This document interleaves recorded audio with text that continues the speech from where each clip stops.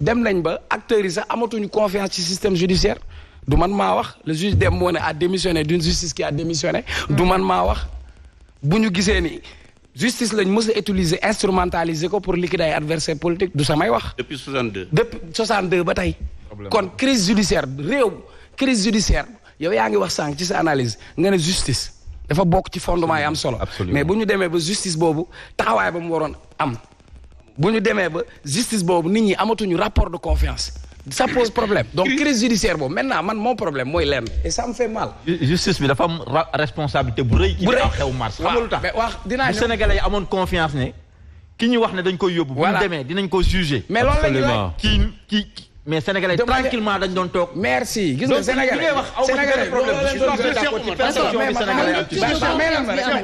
ma daane. permet ma daane. di nga ñëw donc kon problème bi ñu amoon ma koy wax mooy góomu robaale bi nga xam ne moo nekk Sénégal mooy suñu problème justice. ça c'est un mais beneen bi. tout à l'heure bi nga da nga doon wax rapport de force politique si terrain politique la nekk. événement mars yi bu mu amee c'est un rapport de force politique où l'opposition s'est réveillée.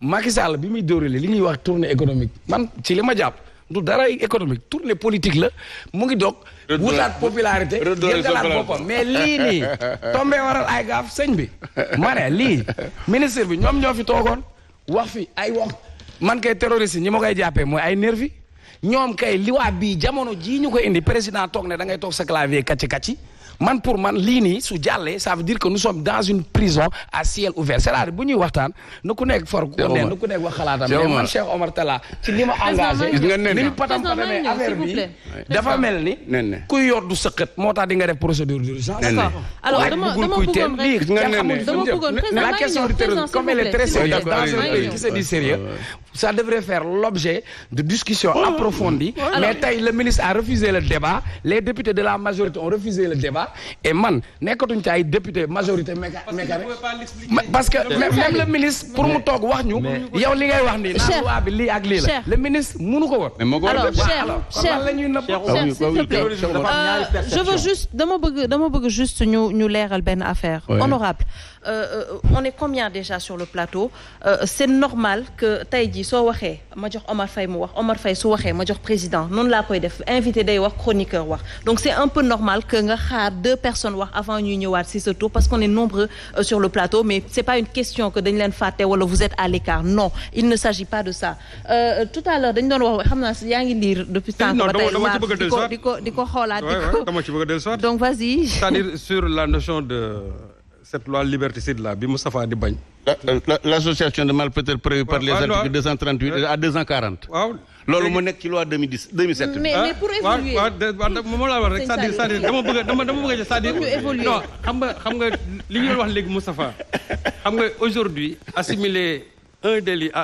un acte terroriste dafay feeñ léegi ci lii may wax nii te boo gisee déjà bu ñu waxee ne article yi ñuy visé fii Moustapha dañ ne les attentats et complots visés par les articles 72 jusqu'à 84 du code te boo xoolee gis nga 72 jusqu'à 84 le fameux article 80 ma nga ca biir gis nga article 80 boobu soo xoolee la fa nekkoon c'est des délits léegi nag article 80 boobu tey képp kuñ ci jàpp fi ñu toll nii non seulement mën nañ ko assimiler à un acte terroriste te xam nga Sénégal li fi gën a yomb mooy article 80 boobu moo fi gën a yomb moo tax ma ne le caractère liberticide de cette loi là mooy tey délit boobu ñu ci dugal fi ñu toll nii toutes les lois yi nga xam ñoo nekk fii te daf ko ëmbaale boo xoolee les comment dirais-je les crimes commis par participation à un mouvement insurrectionnel visé par les articles 85 à 87 du présent code les violences ou voies de fait à l'article 98 donc article yooyu yëpp daf koy englobale léegi Moustapha moo tax ma ne léegi dans une manifestation léegi on peut requalifier c'est-à-dire fait yooyu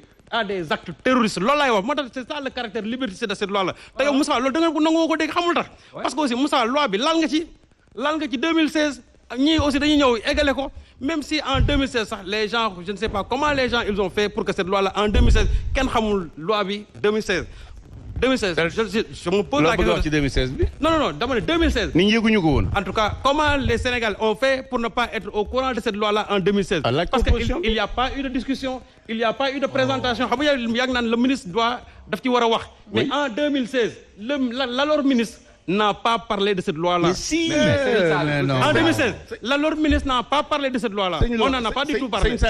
On a la loi 2016. Aujourd'hui, le caractère liberticide de cette loi-là, moi, tout acte peut être qualifié aujourd'hui comme terroriste. Moi, le marqué. 2016. Moussa, je n'ai pas encore fini. Non, je n'ai pas encore fini. Je n'ai pas encore fini. Examiné en plénière devant toutes les télévisions du Sénégal et ça a été débattu. On est ministre boobu ci loolu c'est pas pour rien.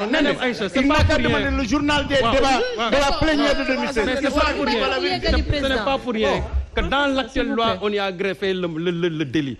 Ça change beaucoup de choses et c'est ça le caractère liberticide de cette loi. Maintenant, aujourd'hui, l'article 4 dara changé. Non, ça ne change pas. Non, aujourd'hui, déjà des actes terroristes. On a vu aujourd'hui un député terroriste à l'Assemblée nationale. Mais ça c'est un autre débat. Nous parlons de la loi. Un député terroriste, ça ne nous intéresse pas. Non, doucement. Parce que celui qui vient pour défendre la loi là, en même temps, il s'est présenté comme un terroriste. Comment celui-là, aujourd'hui, il faut se présenter devant le peuple sénégalais pour parler de cette loi? Alors que lui, il a un comportement terroriste. Non, il a un comportement terroriste. Un député qui dit que Maguette Samadjas, Assemblée nationale, un accès d'un terroriste. Pourquoi tu te donnes le droit, toi, de définir le terrorisme? Non, de la définir. Moustapha, comment il est gêné aujourd'hui? C'est parce que loi, je ne suis pas gêné. Il y a un problème, Salou Gueye. Je n'ai aucun problème. La loi, je l'ai fait adopter en 2016 et je m'en félicite. Parce que la loi, c'est pour permettre au Sénégal d'avoir des moyens de combattre le terrorisme. Voilà. Il y a un problème. Non, j'ai pas de problème. Je revendique cette loi 2016. S'il vous plaît. Mais j'ai dit qu'aujourd'hui, que la loi, c'est une loi liberticide. Et un député aujourd'hui qui est à l'Assemblée nationale. Depuis 2016. Depuis 2016, bonne Sénégalais. Mais ce que vous faites là, ce n'est pas des analyses, tu observes les opinions. Ce n'est pas une analyse, ce n'est pas une chronique, c'est des opinions. Tey su ñuy déterminer wala définir un peu attitude les députés à l'Assemblée nationale justement mu ngi wax tout à l'heure waxu benn député bu taxaw yëkkati ay kaddu par rapport ak benn violence boo xamante ne peut-être ñu ngi ko doon gis ci ay kaddoom ñu gis kii di ministre de la justice également wax yenn propos yoo xamante ne ça a choqué l'opinion lan lañ ci mën a retenir. xam nga il faut que des fois ñu yemale mbir mi ci fi mu war a yem. xam nga quand Serigne Saliou qualifie maintenant il n'est plus opposant mais il est juriste il est magistrat il est juge waaw mais defal ndànk nag xam nga yow booy wax ñëpp lay déglu man am naa yar gu toll nii dama lay déglu nga wax waaw léegi soo paree ma wax. Allez-y, on vous écoute. On écoute que vous. La loi elle est votée par les députés. La loi n'est pas appliquée par les députés. Il appartient aux magistrats d'appliquer la loi. gisu leen fi nit rey ñu dem ba magistrat bi interprété ne circonstance atténuante gisu leen ñu rey magistrat bi tëj ba dem caabi ji parce que am na fu mu sukkandiku pour mun ko def. Les députés nag assemblée nationale mu am xiiroo ngaayoo du fa lu bees c'est même pas l'apanage du Sénégal mais amul journaliste yu dóorante wala yuy saaga amul ci jàkka ya amul ci imam yi amul ca mbootaay ya. C'est un phénomène bu nga xam ne phénomène bu bees la bu am ci suñu réew yi te li koy yokk accentuer c'est les réseaux sociaux kese amul leneen quand Serigne Saliou te dit que la loi 2016 on n'a pas communiqué là-dessus mais je me demande moom ban journal la nekkoon dañoo def séminaire ay fan lañ ca communiqué sax dafa ëpp cette loi là on l'a votée je pense il était minuit moins 5 minutes. Absolument. Minuit moins 5. C'est pour vous dire. Non, attendez, non. Serigne Saliou. Il n'a pas couvert la plénière. Mon journal de la journée. N'a jamais couvert une plénière. Allez-y, continuez. C'est-à-dire Serigne Saliou, moi vraiment, moi je suis très étonné. Ça vous prive les Sénégalais d'un droit à l'information alors. C'est pour vous dire que vraiment dafa am benn sérieux bu ñu war a jox traitement yi tey quand vous dites que le ministre a privé de parole les députés c'est pas vrai. Il n'appartient pas au ministre de donner la parole aux députés. 58 orateurs sont succédés. Qui a dit ça? 58 orateurs non xaaral rek damay wax de manière générale parce que Cheikh wax na ko fi 58 orateurs jël nañ kaddu pendant 7 heures de temps fan la ministre tere député mu wax le député a eu la latitude de faire 3 tours de parole. Et même Moustapha Niasse a demandé encore est-ce qu'il y a des députés qui veulent encore parler. Mais dañoo wax ba président Niasse ne jox leen ndox ndax mar nañu 58 parlementaires fan la ñu tere nit parole les gens ont posé les questions yi ñu waroon poser maintenant. D'accord naa am na ay lois yoo xam ne xëy na mën nañ ci waxtaan fa la rejoindre président Moustapha Diakhaté mais dama bëgg fàttali ne mosu leen gis gouvernement bu def loi photocopier ko jox ko Sénégalais yëpp wala mu jox ko journalistes yi on n'est pas dans une démocratie populaire yow Serigne Saliou yow Omar Faye da ngeen a voté le député mu représenté leen il lui appartient à ce député là de vous dire lan la def ci assemblée mais c'est ça parce qu'il est payé le député a une fonction de représentation lan moo tax ñun en tout cas ñun bokk man ne li ma fekkee 12e législature suñu groupe parlementaire musta am loi bu jàll te tooguñu conclave ñetti fan toj ko xool la mosi rek gis nga bu ñu ñëwee plénière la preuve ñun boo xoolee amendement yi daan am yëpp c'était pas l'opposition c'était notre groupe parlementaire qui portait tous les amendements il est arrivé plusieurs fois loi de la presse code de la presse ñun ñoo ko rejeté par exemple entre autres dañ cee liggéey lu yàgg ak la LISTAB et cetera donc dama bëgg wax ne il faut que ñuy revenir ci wax ji naan le pouvoir n'a jamais perdu la main ceux qui pensent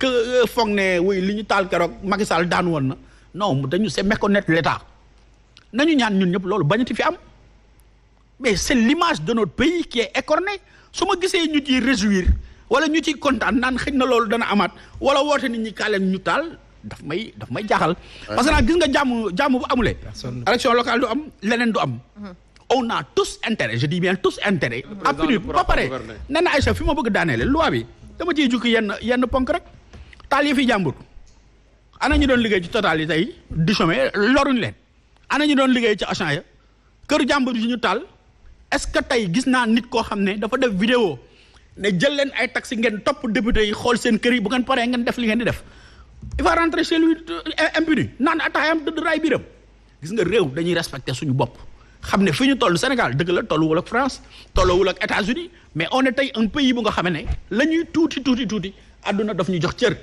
te cër bi ñu jox waruñ ko fooy ku génn ci sous-région bi dem si yeneen dëkk yi di nga xam le prix de la paix xëy na ñun jàmm ji moo ëpp ci ñun kër goo dugg lekk ceebu jën naan ataaya waxtaan dem sa yoon mais am na dëkk yoo xam ne 5 heures doo génn on a tous intérêt sur des questions comme ça ñu am ci un consensus national fa lañ doon xaar tey opposition ñu xam ne lii c'est pas pour protéger Macky Sall ou pour protéger Ousmane Sonko c'est pour protéger le Sénégal mais qui assurément peut être en danger parce que nag foog naa ne kër gu ñu duy pétrole ba mu fees wala gaz ba mu fees kenn du fa tux wala nga fay yore briquet. Alors dañoo am impression Omar Faye que dañoo nekk di installer quand même le Sénégal dans un climat tendu suñu demee Assemblée nationale ay député di fa xeex ci seen discours mu am ay discours yoo xamante ne dafa violent ay activistes ñu leen di jàpp di leen tëj ay journalistes ñu leen jàpp di leen bunduxatal fu ñu jëm narut a neex on a l'impression.